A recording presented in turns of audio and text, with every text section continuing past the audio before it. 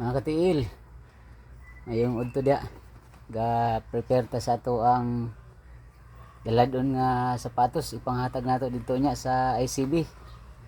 Kay dito ang venue sa number 1 supplier. Kakuan sila karon ga mag championship sa ilahang 2024 Sports Fest. So sa unang panahon kita diha diha tagikan sa number 1 supplier. So karon moadto ta dito kay mga tagtaog libre nga sapatos. Tell me bro. Yeah, go. Dawi na ta karon sa ICB. Napaabot ato ang mga friends dito, friends family. Kay championship lagi sa akong pangingon din niya, championship sa number 1 supplier karon sa ilahang Sports Fest. Excited po ta kayo maka adto dito kay dugay na nato wala may balag ato ang mga kauban sa trabaho sa una. 20 ka tuig ta nagtrabaho sa number 1 supplier, formerly Island Merchants Corporation. Daghang salamat sa opportunity nga gihatag sa ako sa number 1 supplier, especially ka Sir MTP, Sir Manny Paroko. Sir, daghang salamat sir, daghang salamat sir. Ug ka Sir Eman sa operations manager karon diri sa number 1 supplier Dumaguete. So, daghang salamat gid ninyo sir. Yan nagita mga katiil, naabot na kita diri. Nagita sa ICB no. Asa ta ka parking lot dai bukan tinggal. Dito sir. Mga boy. Ya. Sir kayo. Sir kayo. Kailan na yung isa lakay?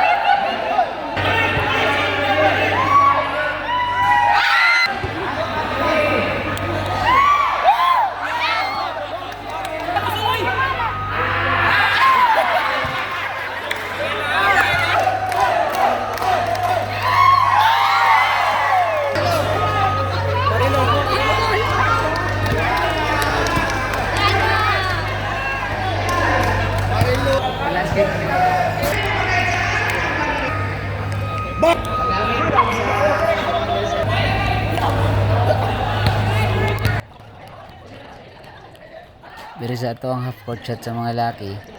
Siguro mga more than 100 ning isa nga mga lalaki sa half court, pero bisan usa wala kay nakashot. May gani sa mga bahay ganiya sa free line na nato gipaitsa. Ang primero gyud ni Itza nakashoot. So siya pud ang usa ang nakashoot. Ang katong uban nga daghan kayong abiba like ni isa man ni Jumel, si Marasol, sila may mga star ganiya sa 2-point shot, pero wala sila ka-shoot. So, si Ma'am Marilo tong naka-winner na to sa mga babae.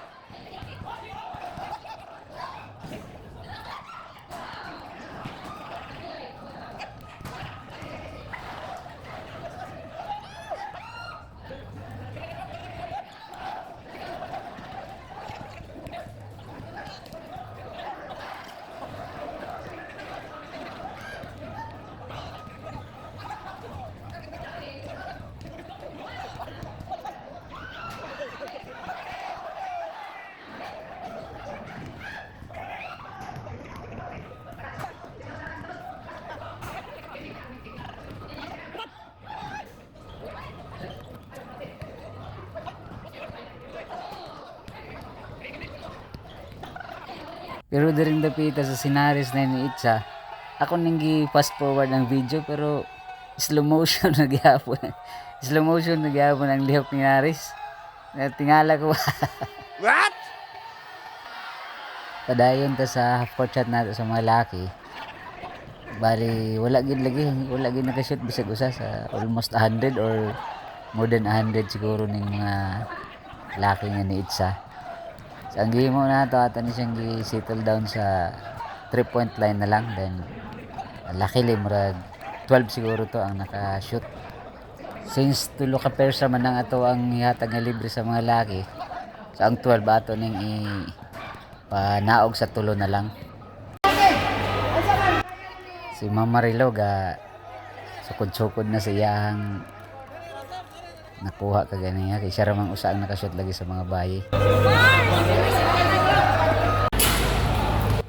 Dere ang 12 nga nakashoot ka ganiya sa 3 points atong gi-shoot out balik, so hantod duha na lang ang nabilin.